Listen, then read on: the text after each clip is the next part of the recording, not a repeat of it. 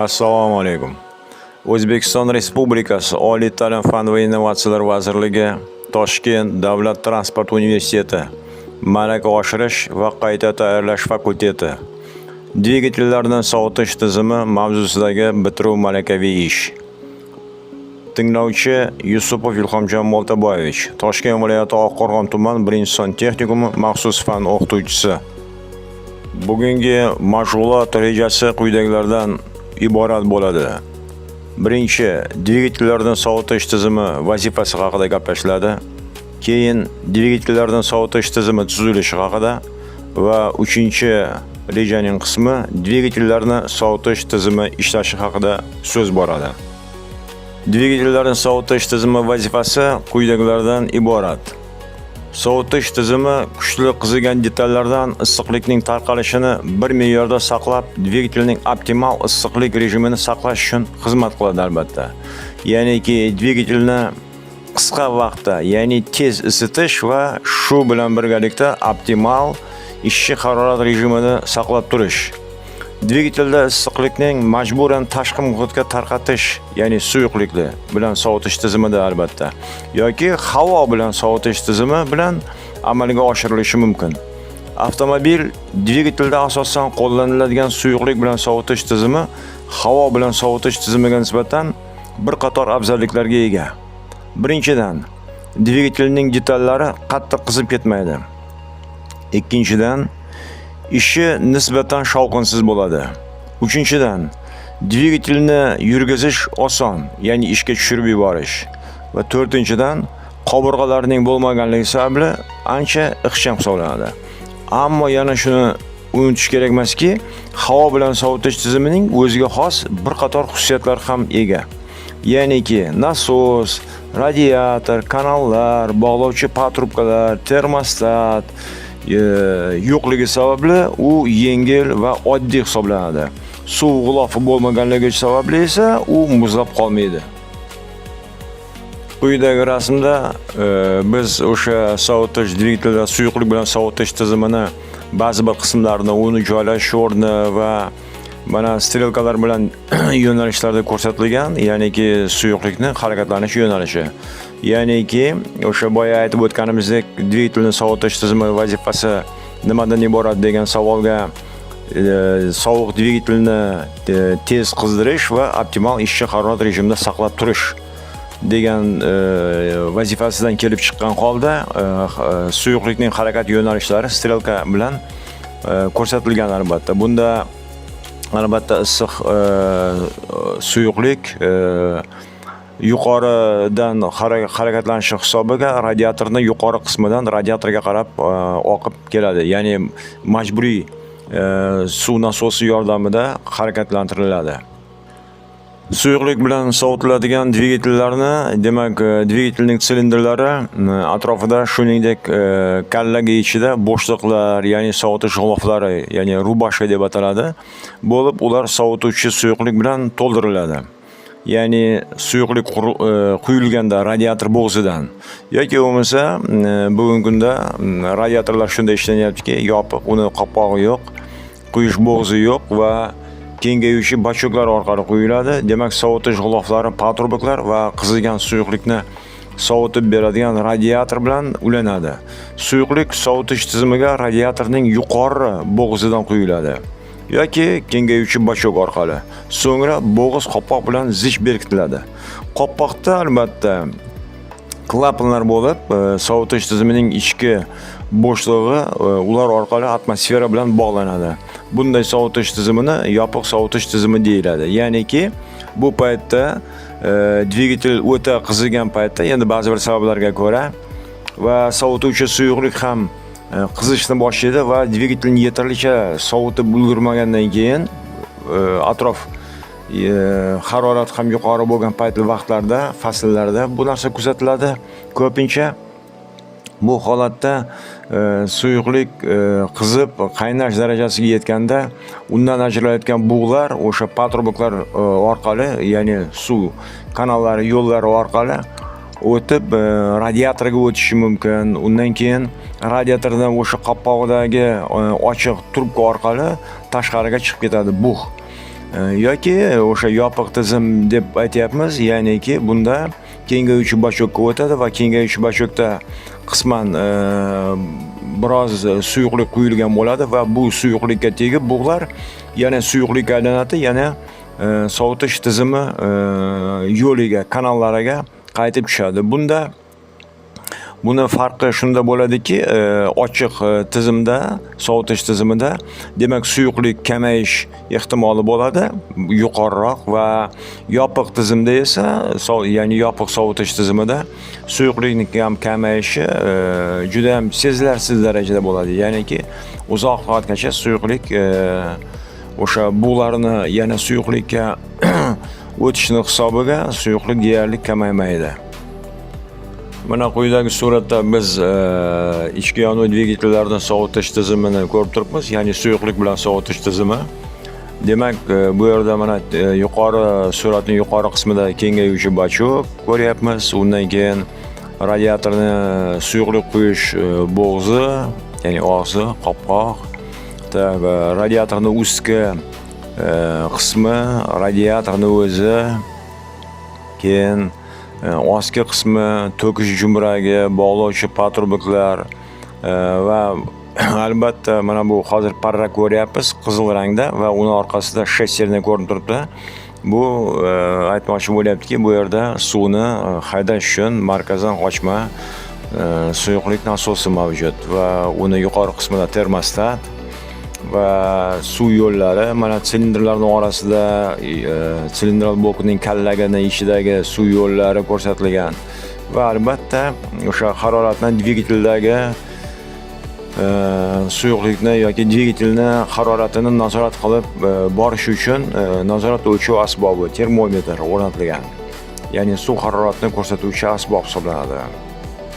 Bu yerda suyuqlik albatta nasos radiatorning ost qismidan quyi qismidagi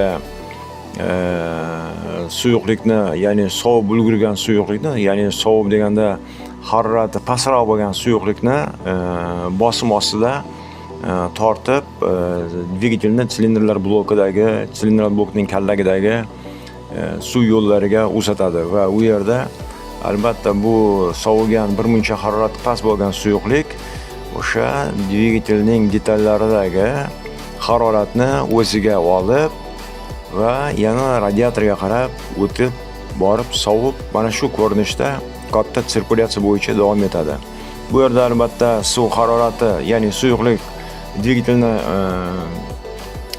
harorati past bo'lgan paytda dvigatelni ishlatib tezroq qizdirib olish uchun, ya'ni optimal harorat, ishchi harorat rejimiga yetkazib olish uchun albatta kichik doira, ya'ni hozir mana bu dvigatelning o'zida termostatning oldidan aylanib o'tgan yo'llar, bu dvigatelning o'zida kichik doira aylana bo'yicha harakatlanadi suyuqlik va dvigatel tezroq yuqori haroratga erishadi va harorat ko'tarilib 90 gradusdan oshgandan keyin, 90-92 gradus atrofida bo'lgandan keyin termostat to'liq ochilib, suyuqlik to'liq radiator orqali o'tib sovib yana dvigatelga qaytib kelaveradi. Nasos mana shu ko'rinishda harakatlantiradi.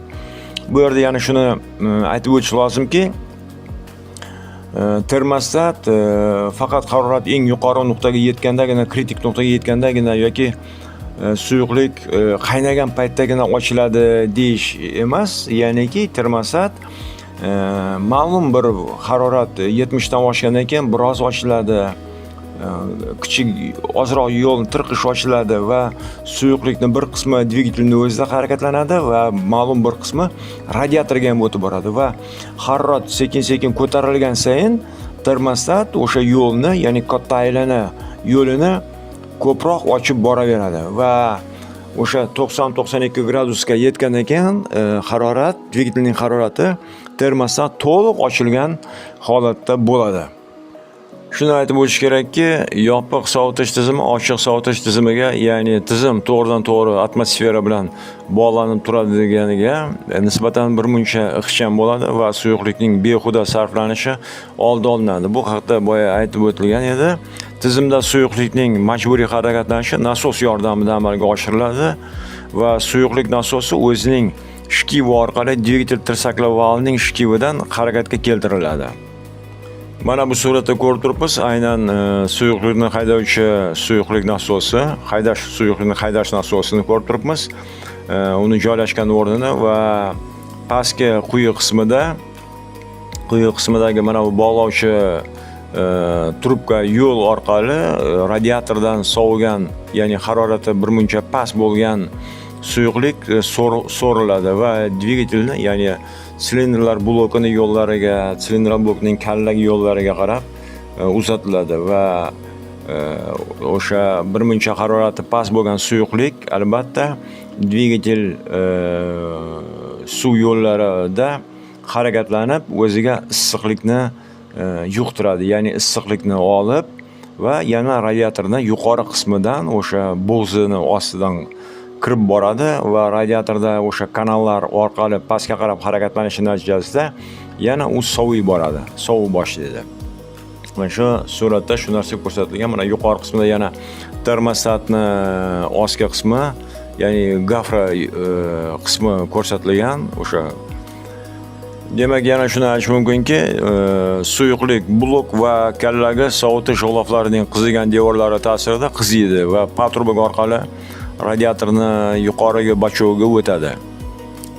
Ya'ni harorat ko'tarilgan sayin shu narsa amalga oshib boraveradi. Ya'ni suyuqlik havo oqimi bilan shamollatilayotgan radiator naychalarida sovitiladi va radiatorning pastki bachog'iga oqib tushadi. Bu boya aytib o'tilgan gaplar. Radiator orqali o'tadigan havo oqimining vujudga kelishi ventilyatordan va avtomobilning harakatida uning oldida bo'ladigan qarshi havo bosimini oqimidan paydo bo'ladi. Ya'ni bunda avtomobil harakatlanayotganda oldi qismida unga o'sha havo qarshiligi, ya'ni havo oqimi tufayli orqali radiatorni qovurg'a, o'sha kanal orasidagi qovurg'alardan shamol o'tib, havo oqimi o'tib, radiatorda kanallarni sovutadi. Kanallar esa o'sha uni ichkarisida yo'llarida, suv yo'llarida harakatlanayotgan suyuqlikni sovutishni boshlaydi.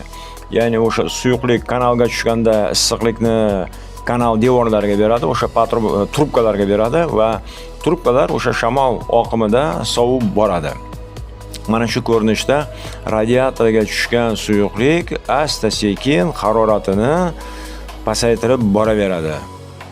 Mana endi bu suratda ko'rib turibmiz o'sha boyagi harakat, ya'ni markazdan qochma nasos dvigatel ishga tushishi bilan mana ko'rinib turibdi, shtiv, parrak va tirsaklar valdagi shtiv va tasma o'sha dvigatel ishga tushishi bilan tirsaklar val aylanma harakatni boshlashi bilan shtiv orqali, tasma orqali ya'ni suyuqlik nasosini harakatga keltiradi. Birato'la hozir bu ko'rinishda dvigatel ishga tushishi bilan parrak ham ishga tushyapti, lekin bugungi kundagi avtomobillarda parrak alohida, ya'ni elektr motorga o'rnatilgan parraklardan foydalanadi. Shunday avtomobillar borki, bitta radiatorga ikkita parrak o'rnatilgan avtomobillar bor, sovutish tizimi mavjud va bitta parrakli ventilyatorlar sovutish tizimi ham mavjud. Demak, suratni tahlil qilamiz. Bu yerda demak dvigatel ishga tushishi bilan suv nasosi ishga tushib, radiatorni quyi qismidan suyuqlikni tortadi va dvigatelga qarab uzatadi. Dvigatelni suv yo'llari orqali suyuqlik dvigateldagi suv yo'llari orqali suyuqlik harakatlanishi natijasida u dvigatelni sovutib boradi. Ya'ni sovutish sovutadi deganda to'g'ridan-to'g'ri o'zi borib sovutmaydi. Ya'niki dvigatelni detallaridan qizishi natijasida o'sha ortiqcha haroratlarni o'ziga olib, ya'ni o'zi shu haroratni olib, bundan teplobmen deb aytiladi, ya'ni harorat almashinuvi yuzaga keladi bu yerda. Ya'niki aytaylik, bitta ikkita element bor. Birinchi elementning harorati 50 bo'lsa, ikkinchisiniki 30 bo'lsa, demak o'rtacha harorat 40 bo'ladi. Ya'ni 50 dan 30 ga qarab, 30 dan 50 ga qarab deganday, ya'ni o'rtalanadi. Va shu orqali dvigatelni suv yo'llarida harakatlanayotgan, suyuqlik yo'llarida harakatlanayotgan suyuqlik, sovutuvchi suyuqlik o'ziga dvigatelni issiq haroratini olib, radiatorning yuqori qismidan, mana bo'g'izning ostidan, ya'ni quyish bo'g'zi qopqog'ini ostki qismidan patrubok orqali radiatorga o'tib boradi va radiatorning kanallari orqali sovutiladi, ya'ni sovutadi, sovib boradi. Ya'ni bunda parrak so'rayapti havoni va oldimizda avtomobil harakatlanish natijasida, oldinga harakatlanish natijasida esayotgan shamol oqimi, havo oqimi uni tezroq sovutishga undaydi. Yana bir narsani aytib o'tish lozimki, aytaylik, mana nima uchun radiator va dvigatel bir-biri bilan rezinasimon, ya'ni ipli rezinasimon patruboklar bilan biriktirilgan. Sababi shundaki, avtomobil harakatlanganda radiator kuzovga mahkamlangan, dvigatel esa balkada bo'ladi va ikkalasi gorizontal tekislikda har xil harakatlanishi, tebranishlar natijasida bir-biridan mutlaqo boshqacha tebranadi. Ana shu tebranishlar vaqtida o'sha rezina patrubok orqali ulanganligi uchun rezina patruboklar deformatsiyalanishi, ya'ni egilishi, qiyshayishi natijasida radiatorga ham, dvigatelga ham hech qanday ta'sir bo'lmadi. Ularni qattiq bog'lovchi element bilan bog'lashning ilojisi yo'qligi sababli. Yana shuni aytish kerakki, demak, dvigatel suyuqlik bilan sovutiladigan dvigatelni yana tuzilishini esga olib o'tadigan bo'lsak, demak, u radiator, sovutish suyuqligining quvurlari, ta'minlovchi bachok, ya'ni kengayuvchi bachok deb aytamiz, keyin termostat, suyuqlik nasosi, silindr blokining suyuqlik quvurlari, ya'ni suv yo'llari, silindr blok kallagining suv yo'llari, keyin isitish radiatori, elektr ventilyatori bilan jihozlangan bo'lishi mumkin. Radiatorning isitish tizimi jumragi, ya'ni to'kish jumragi, silindr bloki suyuqlikni chiqaruvchi jumrak, ya'ni silindr blokida ham to'kish jumragi va suyuqlik radiatorini to'kish jumragi, ventilyator.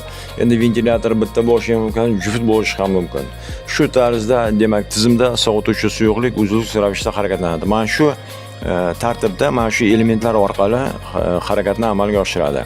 Ya'niki suv dvigatel ishga tushishi bilan suv nasosi ishga tushadi va o'z navbatida radiatordan suvni so'rib dvigatelni o'sha suv yo'llari orqali harakatlanib, issiqlikni o'ziga olib, yana radiatorning yuqori qismidan o'tib boradi.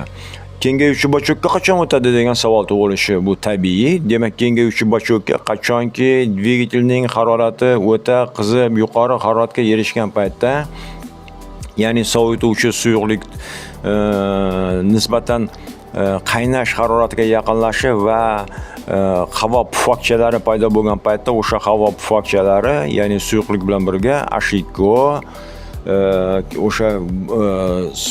o'sha suv yo'llari orqali bog'lovchi radiator bilan bog'lanuvchi patrubok orqali kengayuvchi bachokka o'tadi. Ya'ni o'sha joyda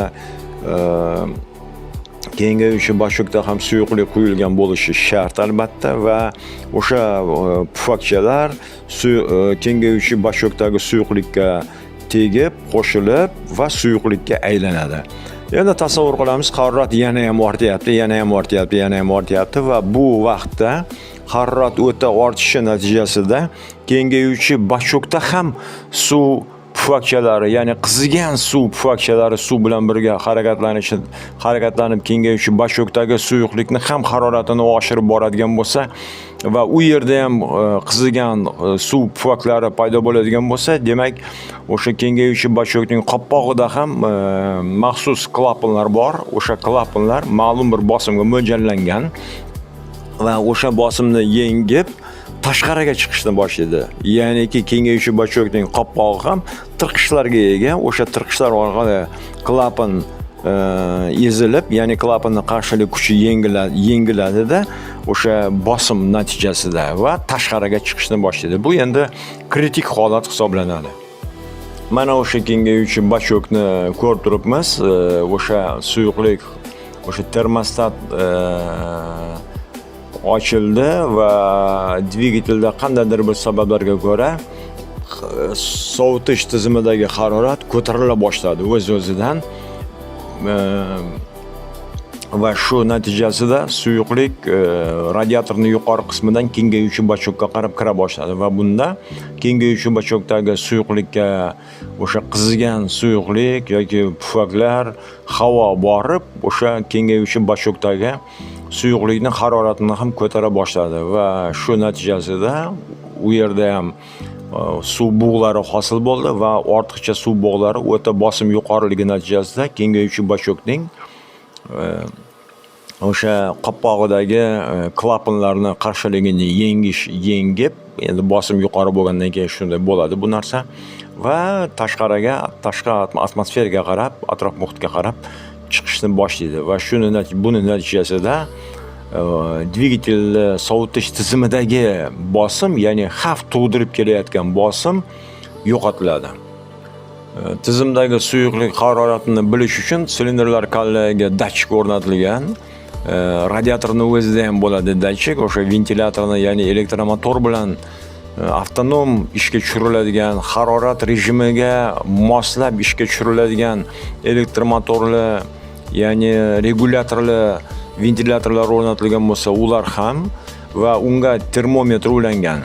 Dvigatelning normal issiqlik rejimida ishlashi uchun silindrlar kallaga g'ilofidagi sovutuvchi suyuqlikning harorati 80-100 gradus atrofida bo'lishi kerak. Dvigatelni tez qizdirish uchun ayniqsa uni birinchi ishga tushirgan paytda sovutish tizimiga termostat o'rnatilgan va dvigatel yurgizilganda g'ilofdagi sovutuvchi suyuqlikning harorati past bo'lganligi sababli termostat klapani bunda yopiq holatda bo'ladi va g'ilofdagi suyuqlik o'tkazuvchi kanal orqali nasosga qaytadi. Bunda suyuqlik kichik doira bo'yicha, ya'ni dvigatelning o'zida aylanishi, ya'ni radiatorga bormaganligi sababli tez qiziydi. Natijada dvigatelning qizishi ancha tezlashadi. Suyuqlik harorati 80-85 gradus Selsiy atrofida ortganda termostat klapani ochila boshlaydi. Shunda suyuqlikning ma'lum miqdori radiatorga, ma'lum miqdori esa suv nasosiga o'ta boshlaydi. Va yana shuni aytish lozimki, bir narsani unutmaslik kerak. Endi hamma haydovchi har xil, ba'zi haydovchilar albatta oddiy vodoprovod suvidan foydalanadi, ba'zi haydovchilar qo'liga kelgan suvdan foydalanadi, ba'zi haydovchilar esa distillangan suvdan ham foydalanadi. Ba'zi endi bugungi kunga kelib endi antifriz ancha keng ommalashgan, ya'ni past haroratlarda muzlaydigan suyuqlik bu. O'sha dvigatellarni, ichki yonuv dvigatellarini sovutish suyuqligi o'rnida suvdan emas, antifrizdan foydalanish hozir ommalashib ketgan.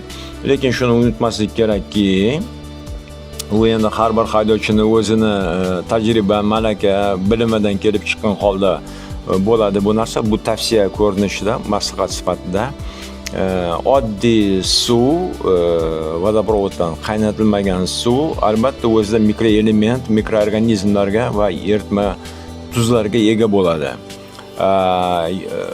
Qaynab, ya'ni distillangan suv, qaynash yo'li bilan olingan suv bu yumshoq suv hisoblanadi va unda qoldiqlar, haligi mikroorganizm, mikroelementlar, tuzlar deyarli bo'lmaydi. Yana shuni nazarga olish kerakki, past haroratlarda muzlaydigan, ya'ni antifriz suyuqligi bu 100 gradusda qaynamaydi. U 100 gradusdan yuqori gradusda 110, 120, 130 gradusgacha chiqadi. Bu bilan nima deyish mumkin? Ya'niki dvigateldagi harorat, sovutuvchi suyuqlik harorati 100 gradusga yetganda agar suv quyilgan bo'lsa, demak u qaynashni boshlaydi. Antifriz quyilgan bo'lsa, demak sovutuvchi suyuqlik 100 gradusga yetgani bilan hech qanday qaynash yoki bug' ajralishi kuzatilmaydi. Bu degani dvigateldagi harorat 100 dan oshgan holatda ham dvigatel ishi rejimda yuraveradi. Ya'niki bu optimal harorat emas, chunki dvigatelni o'ta qizib ketishi ham yonuvchi aralashmani yonishiga ancha ta'sir qiladi. Buni ham nazardan qochirish kerak emas. Mana bu suratda ko'rib turibmizki, demak sovutuvchi suyuqlik radiatorda sovutiladi, ya'ni harorati pasayadi.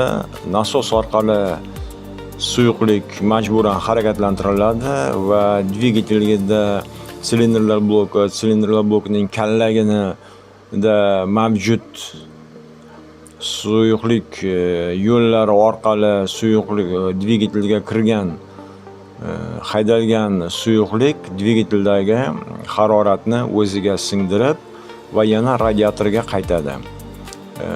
Bunda demak yana bir marta qaytarib xulosa o'rnida shuni aytishimiz mumkinki, demak radiator, suv nasosi, termostat, tengayuvchi bachok, suv yo'llari va haroratni nazorat qilib turish uchun nazorat o'lchov asbobi o'rnatilgan va to'kish jumraklari, shkiv, ya'ni ventilator o'rnida mana parrak o'rnatilgan.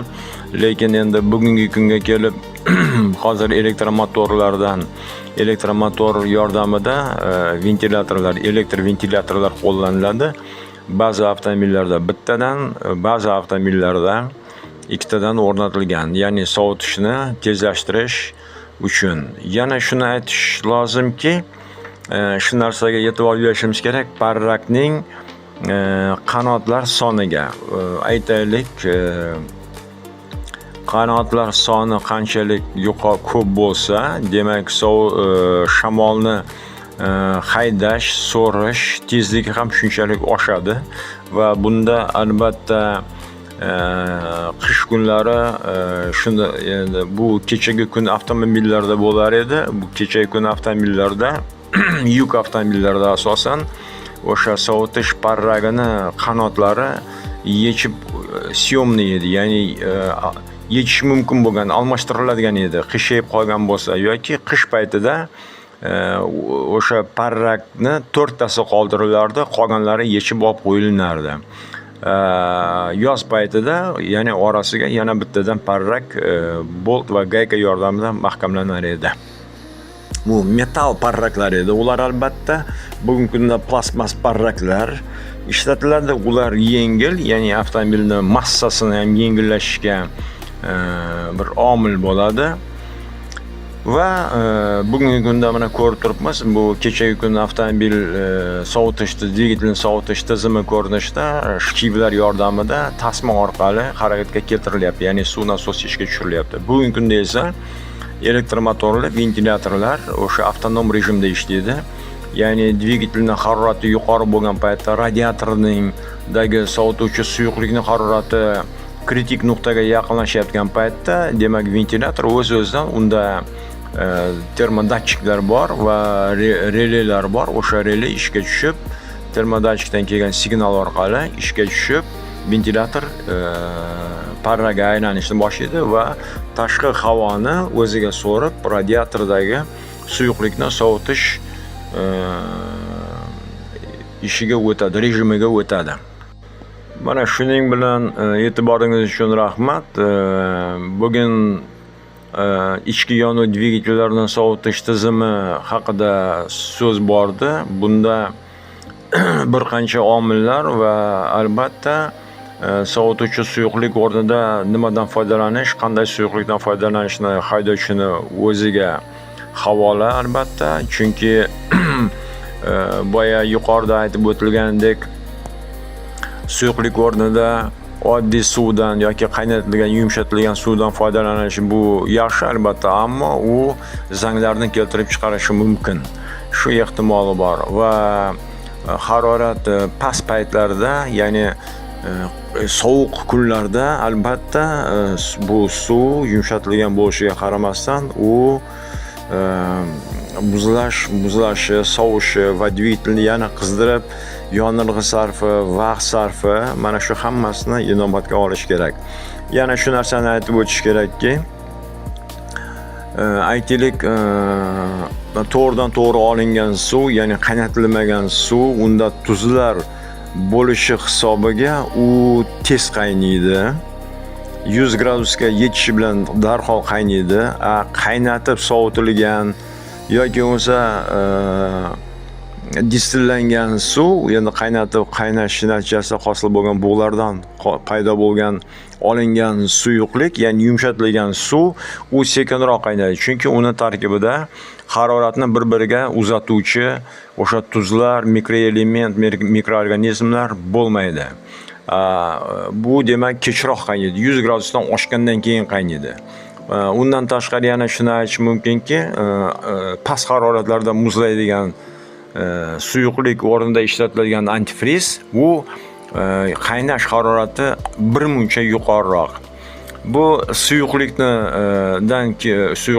o'sha kimyoviy xossalaridan kelib chiqqan holdagi ma'lumotlar va bundan tashqari yana shuni aytish lozimki, yopiq va ochiq tizim, ya'ni sovutish tizimini ikkalasini yana bir farqi shunda bo'ladiki, aytaylik, ochiq tizimda suyuqlik havo bilan, tashqi muhit bilan bog'langan bo'ladi. Hech qanday o'rtada yo'llar, to'siqlar yo'q va shuni inobatga olish kerakki, bu paytda suyuqlik tezroq qaynaydi. Yopiq tizimda esa, ya'ni hamma yo'llar yopiq bo'lgan paytda suvni qaynashi kechikadi, ya'ni harorat 100 dan oshgandan keyingina u qaynash ehtimoli bo'ladi. Bu o'sha ilmiy izlanishlar natijasida shunaqa xulosaga kelingan ma'lumotlar. E'tiborlaring uchun rahmat, salomat bo'linglar. Sizlar uchun bu ma'lumotni tayyorlagan Oqqo'rg'on tuman 1-son-texnikumi maxsus fan o'qituvchisi Yusupov bo'ladi. Toshkent 2026-yil Toshkent davlat transport universiteti malaka oshirish va qayta tayyorlash fakulteti bitiruv malakaviy ishi